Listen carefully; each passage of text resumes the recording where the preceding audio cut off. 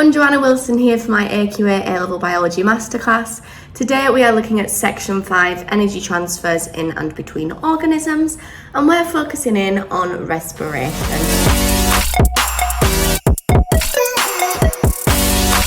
Just what you doing.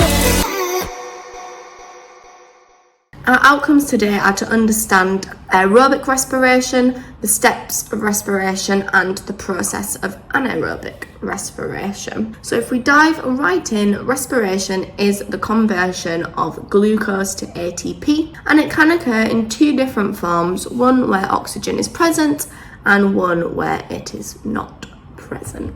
Aerobic respiration is the kind that requires oxygen, and its products are CO2, water, and lots of ATP. Anaerobic respiration is where oxygen is absent, and in animals the products are lactate and a small amount of ATP, and in plants we have ethanol, CO2, and a small amount of ATP. So if we dive straight into aerobic respiration, then we have 4 steps: glycolysis, the link reaction, the Krebs cycle, and the electron transport chain.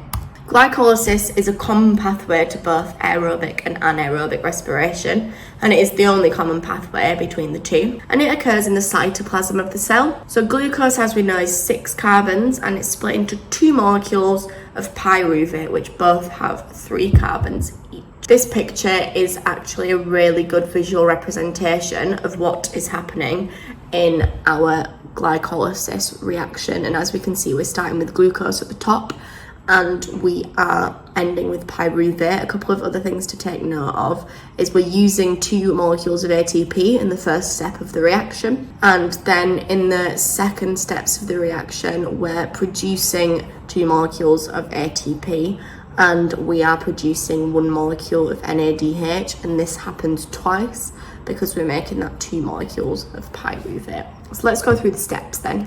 So the first step is the activation of glucose by phosphorylation, and 2 ATP molecules are used, like we said, so that 2 inorganic phosphate molecules can bind to the glucose and make it more reactive. And this is because its activation energy is lowered for the enzyme catalyzed stage. The second step is where the phosphorylated glucose molecules split into 2 TPs. Now, we spoke about TPs in photosynthesis, so they're triose phosphate molecules. Thanks so much for watching this teaser video for my AQA A-Level Biology Masterclass. The full version is now available to download. Please click the link below and sign up through the sign up form to receive all 70 videos from all 8 sections of the whole A-Level Biology spec. I know this is going to be an awesome tool for you to use for your revision and to keep things ticking over whilst you're at home.